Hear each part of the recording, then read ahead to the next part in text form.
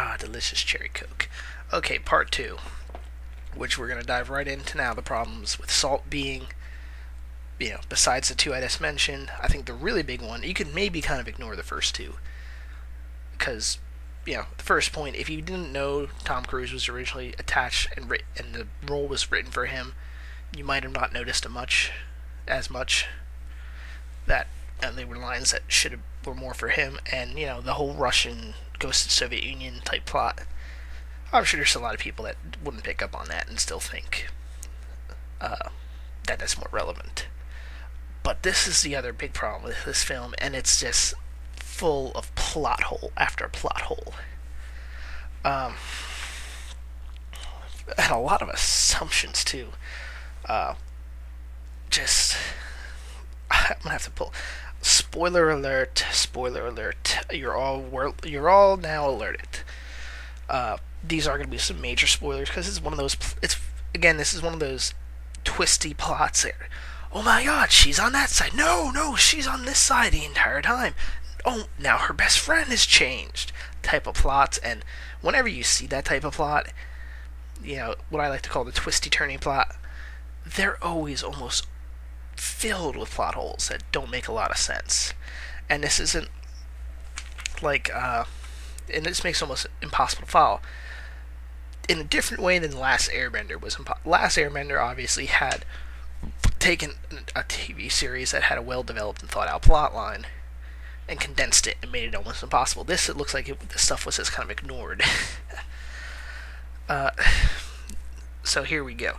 Salt is working for the CIA. Everything looks normal, of course. Of course, well, here's the first big plot hole that you start thinking back later when you're later into the film. You start thinking back. She's caught in North Korea and imprisoned because she's an agent for the CIA, and she has the classic, exchange over the bridge. Which I was getting Die Another Day flashbacks from that one. Really, we just saw this a few years ago in Die Another Day. We really gonna do this exact same scene again? Okay. Fine. I'll go with it. But here's the problem. Later on in the film, she infiltrates the White House. She escapes from custody like 3 times. Breaks out of a heavily secured CIA forward operating base or something along those lines of facility. Like I said, she breaks into the frickin' White House. She breaks out of a terrorist cell's hideout, escapes from police custody in a full police van, and hell, she assassinates the president of Russia while surrounded by Secret Service, and yet she can't escape from a North Korean prison. It's once you think back that later, it's not as credible because she's always supposed to have these skills. It's not like she's had hidden talents the entire time and she was just a paper pusher. No. She was a full-fledged spy who can do all this incredible stuff.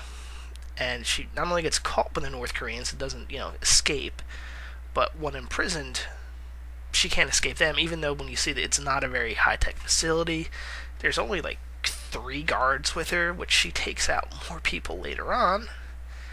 So it's kind of one of those inconsistencies in the plot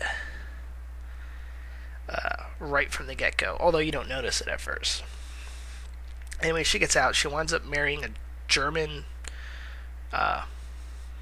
entomologist who studies spiders, which that will become important in the plot. But another big plot hole is this is a big spoiler. In the end, Liv Schreiber is another Russian agent who's been infiltrated the CIA, and he winds up very conveniently being okay. You know what? I will talk about this. Leading up to this, there's another plot hole, but I'm gonna go right into the end of the movie right now, and he walks with the president after assaulting another agent, another undercover Russian agent who's a NATO officer. Basically, suicide attacks the White House And so he goes down into the bunker with the president, who was only there to talk to him about Salt apparently assassinating the Russian president. So they timed those very convenient meeting, because the only reason he went along with the president, he was right there next to him. And the president, it wasn't like it was scheduled, kind of called him in. If he wasn't with the president at that exact moment, they would have never been let down into the bunker. But he was. Very convenient. And he turns out to be a spy, so that he can launch the nuclear missiles at Saudi Arabia and Iran.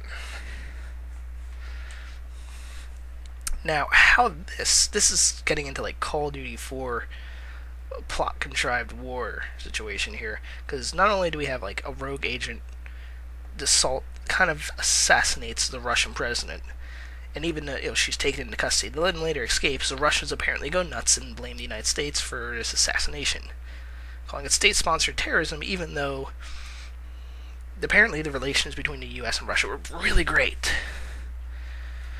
And just because one rogue agent went and assassinated him, everyone in Russia assumes it was a giant plot and are basically preparing for war, or protesting and rioting.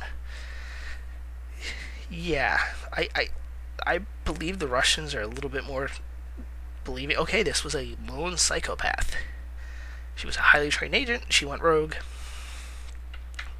There probably would be some anger at the United States, but I don't think anybody would be calling it state-sponsored terrorism, which the Russians say in this one.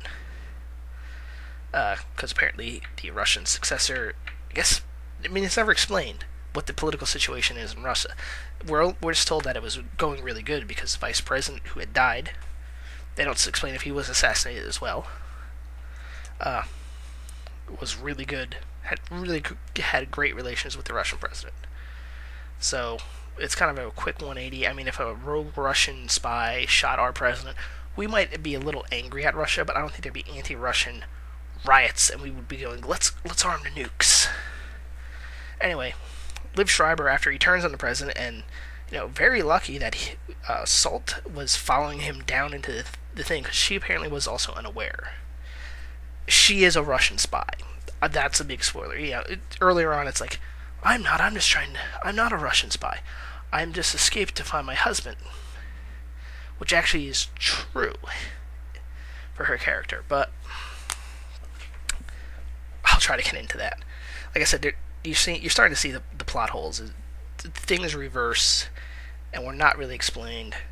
But anyway, his big plan is to then nuke Iran and Saudi Arabia to make a billion Muslims pissed off, because we have such great relations with the Muslim world right now. Yes, most of the governments actually are supportive of our efforts in the Middle East, but okay, we're in a war with Iraq. We're in a war in Iraq. We're in a war with Afghanistan, not with Afghanistan. And we have a known crazy agent runs in to the White House, probably be published, and launches the nukes. I don't think this is going to result in a giant war. Salt just gets beat.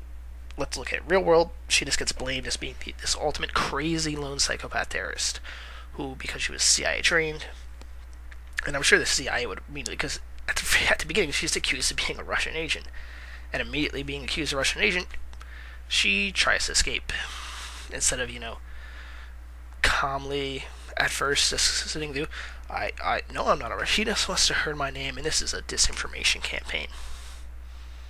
That's the other big plot hole.